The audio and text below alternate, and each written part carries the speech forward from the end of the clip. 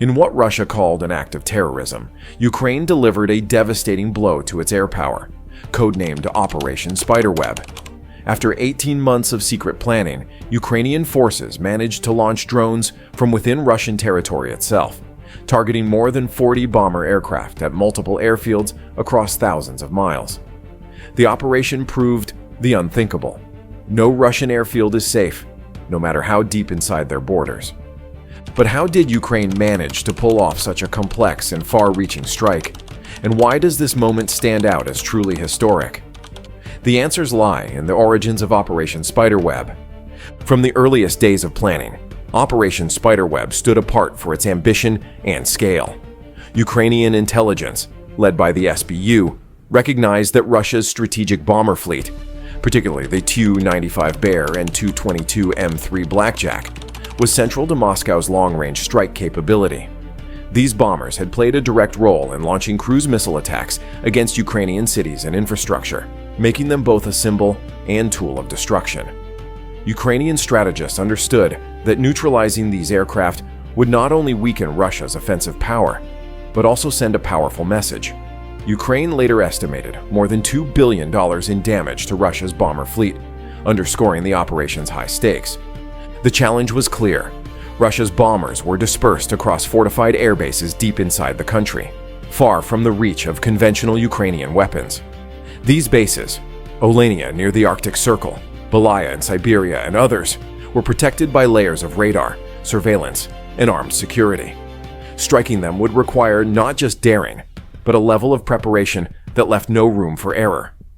To begin, Ukrainian intelligence operatives set about gathering every possible detail on the Russian airbases and their routines.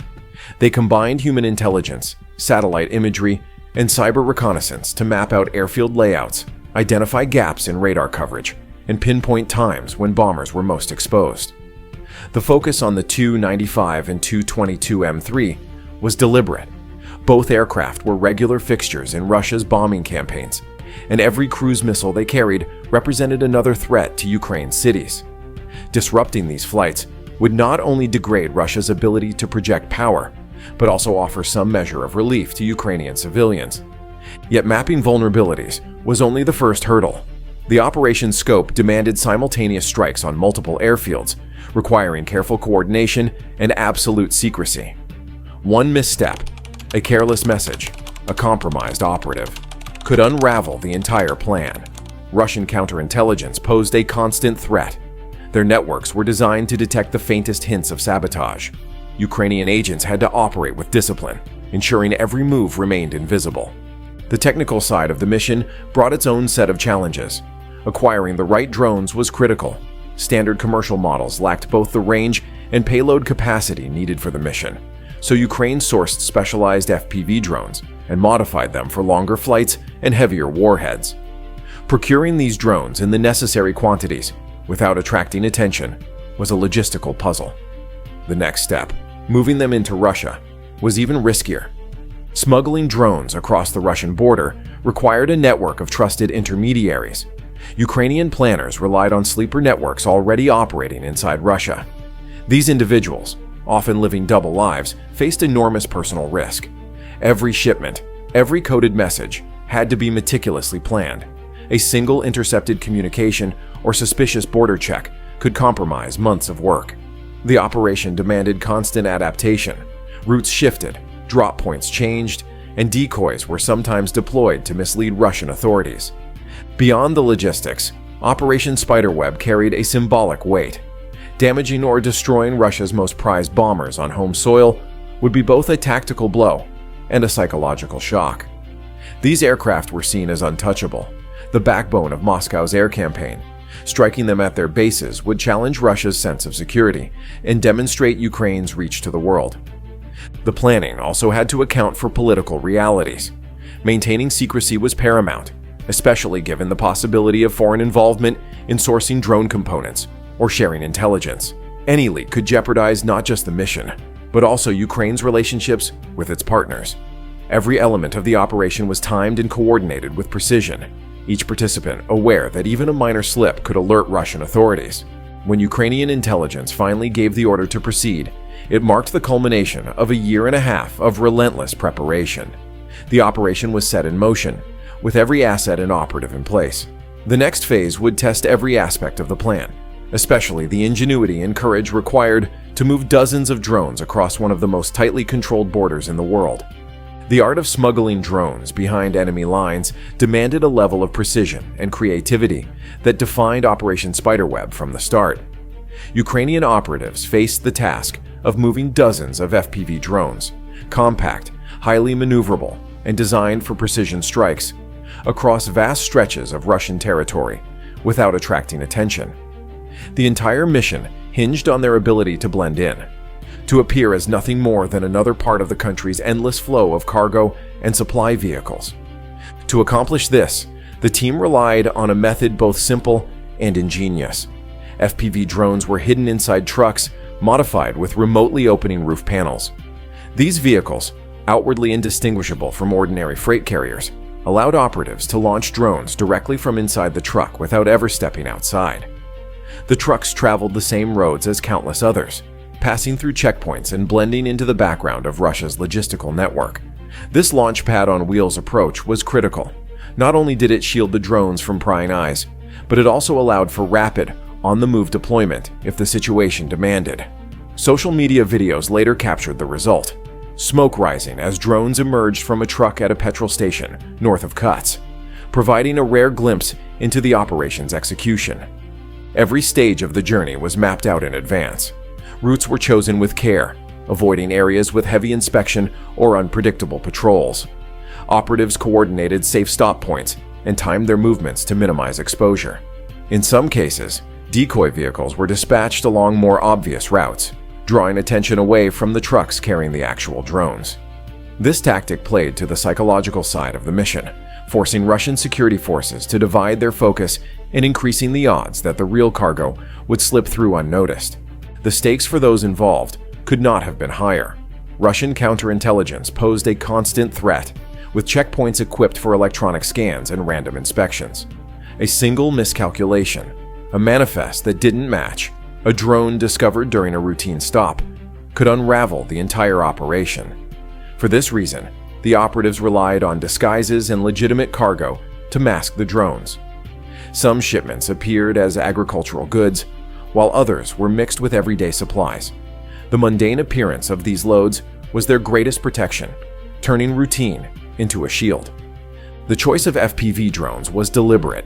These drones, controlled via a live video feed, offered a balance of affordability, adaptability, and striking power.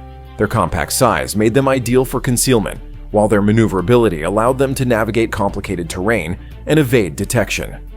In the context of modern warfare, FPV drones have emerged as a symbol of asymmetric tactics, enabling a smaller force to strike at high-value targets deep inside enemy territory. Ukraine's use of this technology, and the methods employed to deliver it, signaled a new chapter in the evolution of conflict. Throughout the operation, timing and secrecy remained paramount. The trucks moved according to a tightly controlled schedule, with every step coordinated to avoid drawing suspicion. The operatives' understanding of local procedures, patterns of inspections, and even the rhythms of daily traffic gave them an advantage. They adapted on the fly, shifting routes or altering plans as needed to maintain the illusion of normalcy. Once the drones reached their designated launch points, the final preparations began. Each truck was strategically positioned to maximize the reach of the drones and ensure that multiple airbases could be targeted in rapid succession. The process of smuggling the drones into position had required months of planning and flawless execution. With the trucks in place and the drones ready, the operation now turned to its most critical phase. The network of operatives, vehicles, and drones had brought the mission to the threshold of its objective. What followed would test not only the technology and tactics, but also the ability to coordinate simultaneous strikes across some of the most heavily defended airspace in the world. As the trucks carrying Ukraine's FPV drones reached their pre-selected launch points, the final stage of Operation Spiderweb began. The plan called for a series of simultaneous drone strikes on some of the most heavily guarded airbases in Russia, targeting assets deep inside hostile territory. The drones had been positioned with care, each one set to strike a specific target at a precise moment. The complexity of coordinating these attacks across such vast distances demanded flawless timing and communication. Ukrainian operatives remotely launched the drones, executing a synchronized assault that spanned thousands of kilometers. The primary targets were the Belaya airbase in Irkutsk Oblast and Olenia near Murmansk, sites chosen for their strategic importance and for housing Russia's prize Tu-95 Bear and Tu-22 M3 Blackjack bombers. These aircraft formed the backbone of Russia's long-range strike capability, responsible for launching cruise missiles into Ukrainian territory. By striking both bases in rapid succession, Ukraine aimed to cripple Russia's ability to carry out future air attacks. The challenge was not just in distance, but in overcoming Russia's defenses. Russian air bases are protected by layered systems designed to detect and intercept incoming threats. Yet the FPV drone's small size, low flight path, and careful route selection allowed them to exploit gaps in radar coverage. This tactical advantage enabled the drones to reach their targets with minimal warning, catching Russian forces off guard. When the strikes hit, the impact was immediate and unmistakable. Footage released by Ukraine's security service showed Tu-95 Bears and Tu-22 M3 Blackjacks engulfed in flames, with Ukrainian officials later claiming over 40 aircraft damaged or destroyed. Satellite images confirmed the devastation. Bombers burned out on the tarmac, hangars and support vehicles damaged, and smoke rising over once secure airfields. Among the losses was an A-50 AWACS, a critical airborne early warning aircraft vital for Russia's aerial coordination. The destruction of these assets represented a severe blow to Moscow's military planning. The financial toll was staggering. Analysts estimated the damage at over $2 billion, factoring in the cost of destroyed bombers, the A-50 AWACS, and extensive damage to infrastructure and ground equipment. These losses extended beyond hardware. The Tu-95 and Tu-22 M3 are not easily replaced due to their complexity and the time needed for production. Their absence immediately limited Russia's ability to conduct long-range strikes and coordinate air operations, forcing a rapid reassessment of deployment and defense strategies. Moscow's initial response was defensive. Russia's defense ministry claimed its air defenses had repelled most of the attacks, but later acknowledged that several aircraft caught fire, a tacit admission of the operation's success. This shift in tone reflected the undeniable evidence circulating online and in international media. The visual proof of burning bombers and damaged runways left little room for denial, and the scale of the losses soon became clear to military observers worldwide. Beyond the immediate military and financial consequences, the strikes had a profound psychological effect. Russian air bases, especially those deep within the country, had long been considered untouchable. The belief that distance alone could shield these strategic sites was dismantled in a matter of minutes. Operation Spiderweb demonstrated that Ukraine could reach targets anywhere in Russia, forcing a reckoning with the vulnerability of even the most fortified locations. The operation's success also sent a clear message about Ukraine's evolving military capabilities. By executing a complex multi-target strike using smuggled drones, Ukraine showcased not only technical ingenuity, but also the capacity to plan and coordinate operations on a scale previously thought out of reach. The images of destroyed bombers reverberated far beyond the battlefield, prompting analysts to reconsider the balance of power in the air and the future of drone warfare. Operation Spiderweb's execution marked a turning point, both in the conflict and in the perception of what Ukraine could achieve. The aftermath would soon test how Russia would respond to such a direct challenge to its sense of security. Unintended consequences and strategic implications quickly emerged in the wake of Operation Spiderweb. Russia responded by condemning the strikes as terrorism, accusing Ukraine of civilian sabotage, claims Kyiv denied. While Moscow sought to control the narrative, the attacks forced Russian officials to confront a far more pressing reality. Their air defenses and intelligence apparatus had failed to prevent a direct assault on some of their most vital military assets. Retaliation followed swiftly and on a scale not previously seen. Ukraine's Air Force reported Russia launched a record 470 drones in response, the highest nightly total yet. This marked a sharp escalation compared to previous Russian air raids, which, while devastating, had not approached this volume in a single night.